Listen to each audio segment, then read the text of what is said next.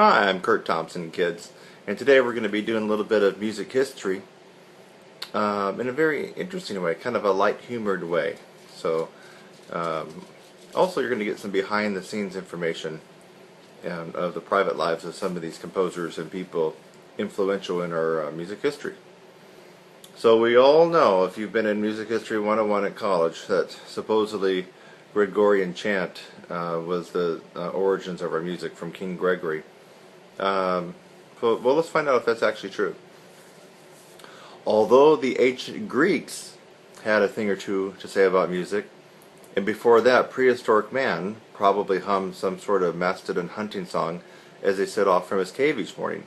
Music history as we know it usually said to have begun with Gregorian chant, on the theory that it had to start somewhere.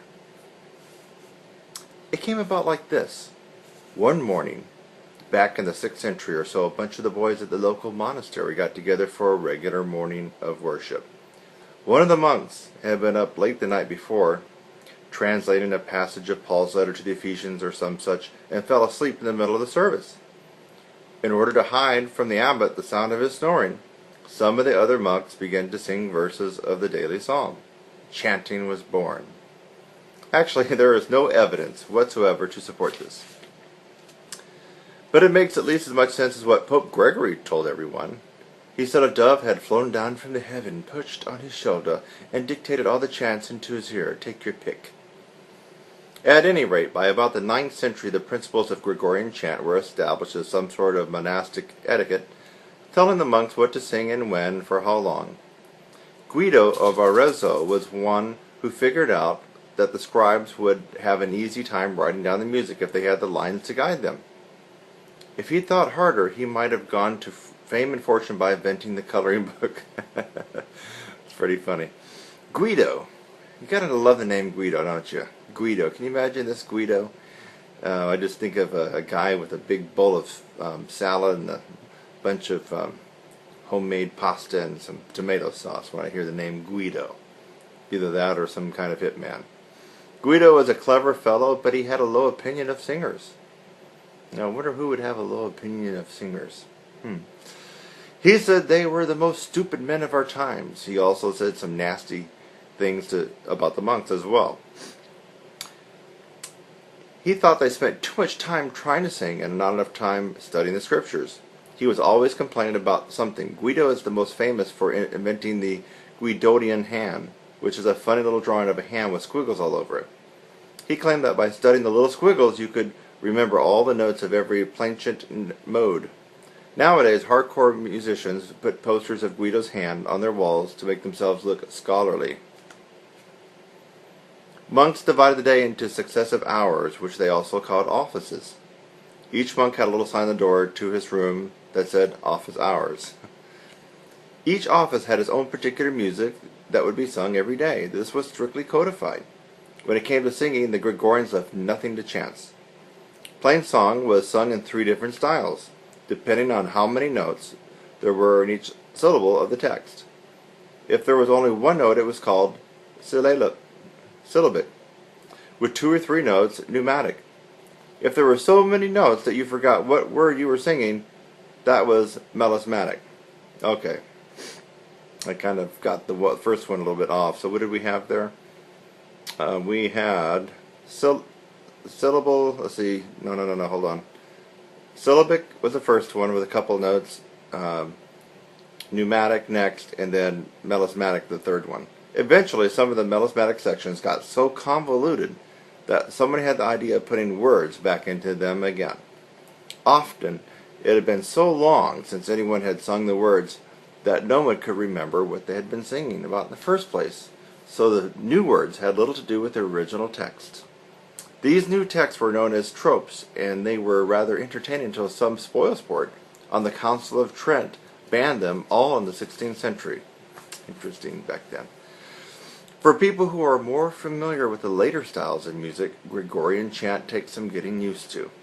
The sound of men's voices on a single line sounds more like a swarm of bees, but it's really very beautiful if you give it a chance. There were hardly any women involved in all of this. It was mostly men. If you're looking for someone to blame, blame St. Paul. In his first epistle to the Corinthians, he says, Mulivre in Ecclesiastation, that's probably some kind of Hebrew, or let your women keep silence in the churches. Everyone took him literally. Gregorian chants developed into something called organum, which was all the rage of the 9th to 12th centuries. In its simplest form, this consisted of singing the same Gregorian tune as the monk beside you at an interval of a perfect fourth or fifth. This is harder to do than it sounds and requires the kind of concentration that monks are especially good at. Sophisticated organum was developed into a high art form by two composers at the Cathedral of Notre Dame in Paris in the 12th and 13th centuries, Léonin and his successor Perotin. They published a collection of their music in a big book called Magnus Liber. Much of what we know about the music of Léonin and Perotin comes to us from a treatise by an anonymous Englishman written about 1220. He differs from almost all other anonymous writers because he has a name. Well, sort of. Page turn. To distinguish him from all the other anonymous writers, he is referred to as Anonymous the Fourth. Of all the anonymouses, through all the years, Anonymous the Fourth is the only one anyone remembers by name. His mother must be very proud, whoever she is. One of the most important features of the Notre Dame motet is its use of rhythmic patterns or modes. Whole academic careers have been based on finding whether Perotin meant the tune to go dum-ti-dum or ti-dum-ti-dum. For some people, this is an earth-shattering decision. Two French musicologists named Becky and Aubrey went so far as to fight a sword duel over the issue in 1910. Musicology hasn't seen anything quite as exciting since. Hey, look at it. They got a picture of a troubadour and a trouvere. Hey, kids. There you go. Now we know the difference between a troubadour and a trouvere. I've kind of always wanted to know that. Meanwhile, as all this church music was going on, the troubadours and trouvères were very busy singing racier songs about true love and good wine, and how much better one was than the other. It is nearly impossible to distinguish between troubadours and trouvères, and don't let anyone con you into believing otherwise.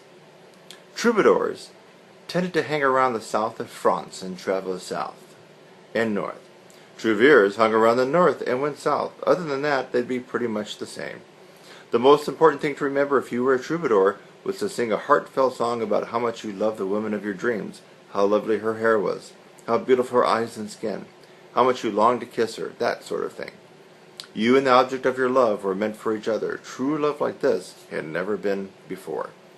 If only you could get rid of the husband, everything would be perfect. By the 14th century, this tradition of songs about unrequited love had developed into a real industry, almost as big as the pop songs of today. Everybody composed weepy songs about lost loves and the cruel beauties.